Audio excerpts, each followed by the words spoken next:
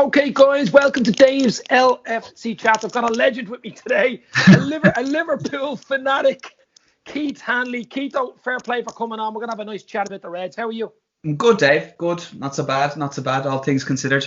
Yeah, I know, it's crazy. Crazy times. Yeah. I think Liverpool and football in general is getting us through it, to be honest. Yeah. No matter how crazy it is, to be honest with you, it's it seems to be mirroring life on the football pitch now at the moment. Just so many crazy results out there. Yeah. It's not the same with the fans, though, Keith, is it? It can't be. No, of course it's not. It has to be skewing the results some way. It has to be. I don't know what's going on. It's crazy. Yeah, I don't know.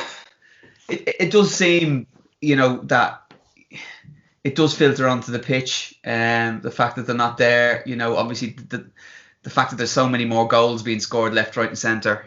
I think the fans obviously, do kind of keep people. I think specifically if you're in defence, I think you're a hell of a lot more aware.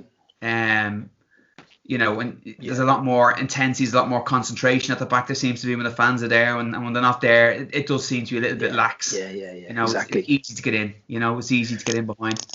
So what do you think tomorrow night? Now, I think we got to bounce back. Southampton away at St Mary's. It won't be easy. I know we have a great record against Southampton, but we have a great record against everybody, to be honest. I actually don't think we're in as bad a place as people are making out. Just if you're on Twitter, it's. Oh, yeah, well. It's gone bananas, we started December well with good result against Spurs. We got a great result against Crystal Palace. I think we started the game against West Brom the first 10-15 minutes. We were right on it. I think we scored early, and I literally think the lads have just gone, do you know what, this is going to be a walk in the park, and they've just taken their foot off the pedal, and they've just gone into conservation mode, and we've got bitten, and it's as simple as that. I thought we played well against Newcastle. I thought we were right on it, and apart from some wasteful finishing, a load of bad luck, and their goalkeeper, we could have won that game quite handily, and then there's nobody really concerned. And West Brom is an isolated kind of match. I just thought when Thiago came on, it really just changed. The impetus, just playing between the lines, quick balls, change of play. But I think we've done remarkably well considered, all of the injuries and all the setbacks the team have had this year. To be top of the league going into the new year, where nobody gave us a chance with Van Dijk, never mind anybody else. I think it's been remarkable, and I fully expect to see a reaction performance against Southampton. I do. Yeah. My only concern going forward is our front three. To be honest with you, I think at the back we've coped well. We've only lost one match. I think after the Aston Villa match, I think defensively we've been sound. Yeah. Midfields they're workmanlike, and they're doing a huge amount of work to cover the back. Four, which I think puts a lot more pressure on the front three, and I can't, apart from Crystal Palace, they haven't risen to it, in my opinion. I think there's a lot of wastefulness. They don't seem to be playing as a team, as a cohesive front three. They seem to be playing for each other. There was one passage of play there, I think, against Newcastle, where we turned the ball over, and I think Trent got the ball out on the right hand side. And when you looked at where the front three were, within 5-6 yards of each other on the edge of the 18-yard box, and not one of them made a run left or right to open up some space for the other player. They were all waiting on that ball into feet, So I think that needs to change, and I think if that does change and we start playing as a cohesive unit up front, I think the goals will start to flow. But at the moment, that would be my only concern, to be honest. But also, we've Jota to come back in. I think he's been a huge loss, Jota. He made those front three either tick, and if they weren't ticking, he could come in. Yeah. I think the other thing as well is the fact that we've taken Fabinho out of the middle of the park and we put him into the back. So I think we've lost that degree of protection, and it was a one-man protection unit with Van Dijk or whoever else was playing along Van Dijk, and it allowed our fullbacks, both of them, to go forward and stay forward for pretty much most of the match. Yeah. Now they're tracking back, or maybe Trent is going and Andy's sitting, and Andy's going and Trent's sitting. So we're trying to manage the situation, and it's not a natural team, and I think it's far easier for teams to set up against us.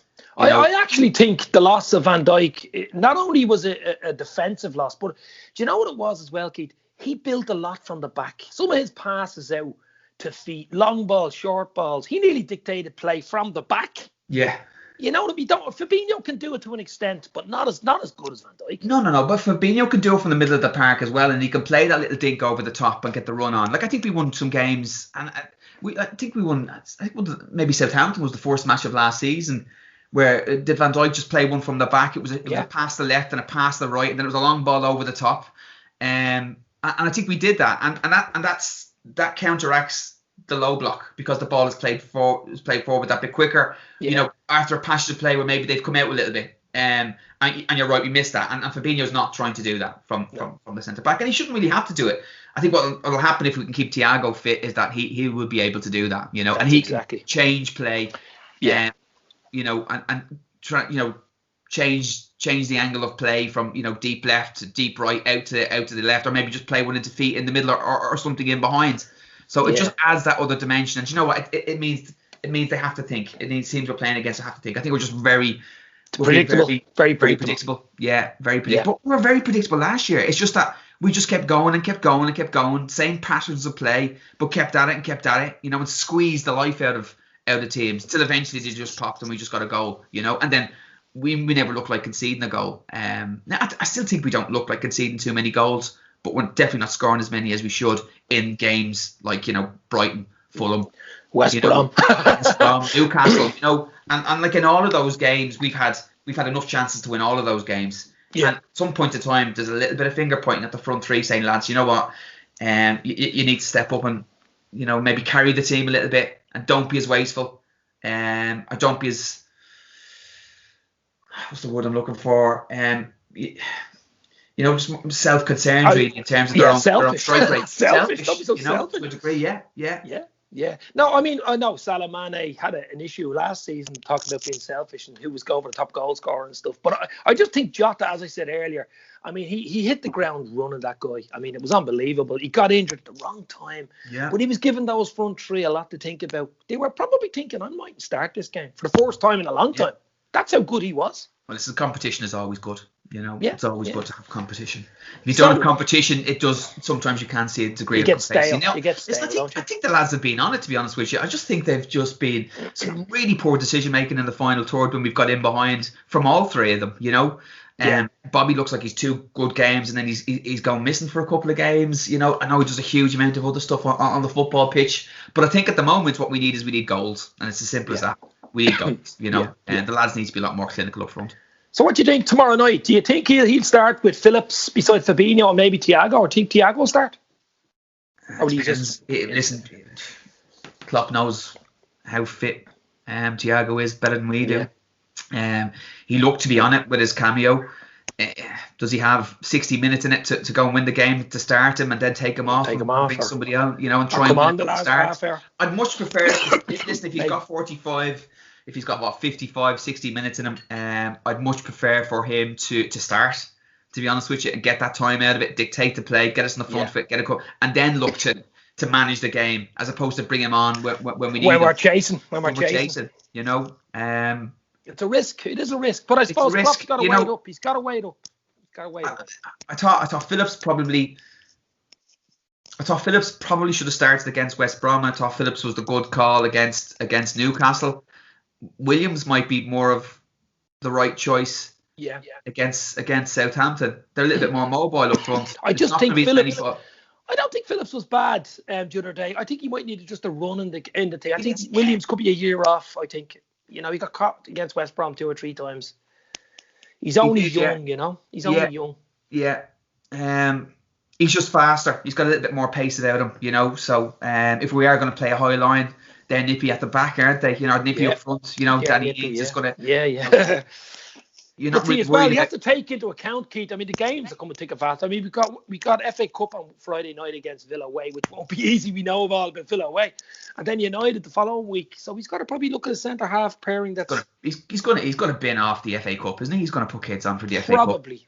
He has to. Whatever kids are available. It'd probably be a mixed team, but you know, like he's not going to put up a full strength side against Villa in the FA Cup. Something has to give. He hasn't. He's never really done it anyway since he's been there since October 15, has he? So I don't think he probably. I think this year was, if we hadn't had the injuries, the way the squad has grown, maybe this year was the year we could have had a go at it this year. To be honest with you, true.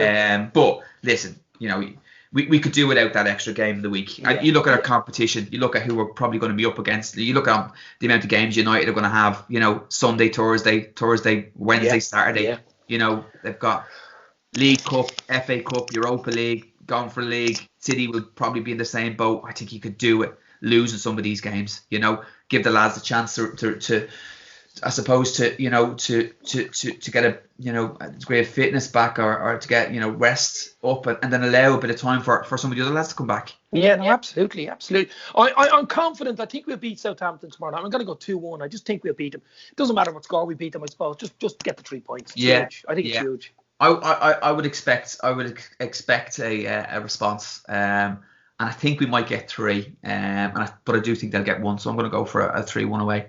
Okay, I'm going to have you on a bit more if you can come on at some stage. I'll get you for the United one, of course. But I look forward to that. Great. Yeah, no, that's been great. I really appreciate you for coming on, bro.